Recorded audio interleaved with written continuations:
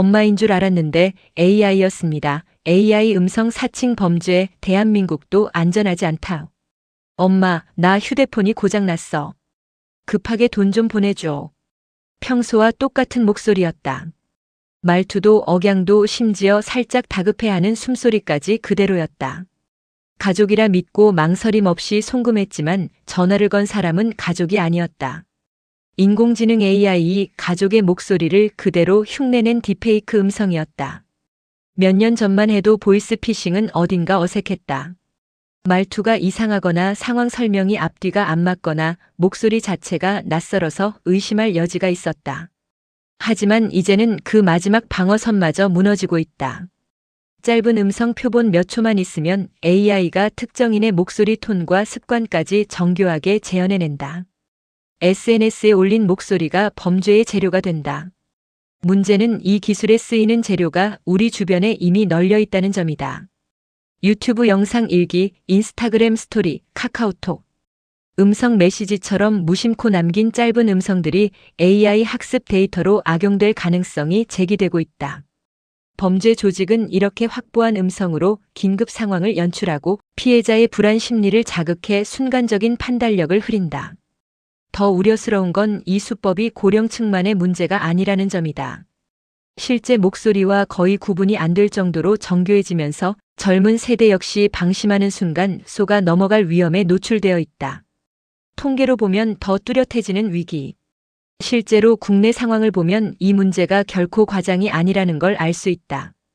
경찰청 집계에 따르면 검찰이나 금융감독원 등 기관으로 속인 보이스 피싱 건수는 지난해 13,323건으로 2016년 3,384건과 비교하면 약 4배 가까이 늘며 역대 최대치를 기록했다. 여기에 AI 기술까지 더해지면서 기관 사칭에 그치지 않고 가족이나 지인의 목소리를 흉내낸 통화까지 등장한 것이다. 특히 정부 집계에서는 기관 사칭형 피해액이 2024년 7월 이후 1년 사이 178% 급증한 것으로 나타났다. 해외에서도 비슷한 흐름이 확인된다. 딥페이크 음성으로 기업 임원으로 속여 거액을 가로챈 사례가 여러 차례 보고됐고, 이런 유형의 사기는 AI 기술이 보편화되면서 전 세계적으로 빠르게 느는 추세다. 왜 백신으로는 못 막을까? 여기서 한 가지 짚고 넘어가야 할 부분이 있다. AI 보이스 피싱은 스마트폰에 악성 코드를 씹는 방식이 아니라 사람을 직접 속이는 방식이라는 점이다. 그래서 기존의 보안 백신이나 문자 결제 사기 차단 시스템으로는 걸러내기 어렵다. 기기가 아니라 우리의 판단과 신뢰를 공격 대상으로 삼기 때문이다. 결국 기술적 방어만큼이나 개인과 가족 단위의 대응 습관이 중요해지는 이유가 여기에 있다. 그렇다면 어떻게 대비해야 할까? 전문가들이 공통으로 강조하는 원칙은 의외로 단순하다. 첫째, 목소리만으로 신뢰하지 않는다. 다급한 상황을 연출하며 돈을 요구하는 연락을 받았다면 그 자리에서 바로 응하지 말고 반드시 기존에 저장된 번호로 직접 다시 전화를 걸어 확인해야 한다. 걸려온 번호로 재발신하는 것은 오히려 함정일 수 있다. 둘째, 가족만 아는 암호를 정해둔다. 미리 정해둔 단어나 확인 질문은 AI가 절대 모방할 수 없는 정보다. 사칭 통화를 순식간에 걸러낼 수 있는 가장 확실한 안전장치 중 하나로 꼽힌다. 셋째, 긴급성 자체를 의심한다. 지금 당장 이 번호로만 연락 가능처럼 판단할 시간을 주지 않으려는 표현은 전형적인 압박 수법이다. 서두르게 만드는 순간이야말로 가장 조심해야 할 신호다. 넷째, 영상통화로 재확인한다. 아직은 실시간 영상 합성이 음성 합성보다 기술적으로 어려운 편이라 의심스러운 상황에서는 영상통화를 요청해 보는 것도 효과적인 방법이다. 이미 피해를 보았다면 무엇보다 속도가 중요하다.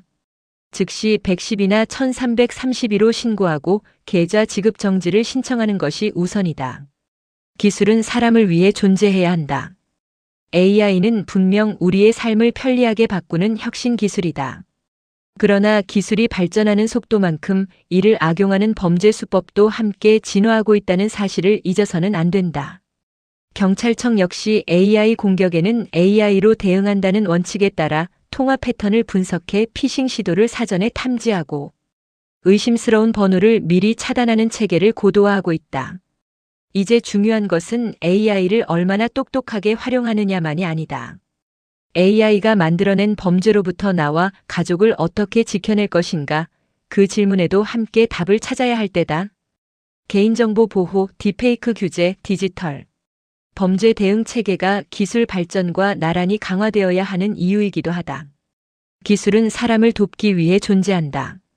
하지만 그 기술이 사람을 속이는 도구로 변하는 순간 우리가 모두 경계해야 할 새로운 사회 문제가 시작된다.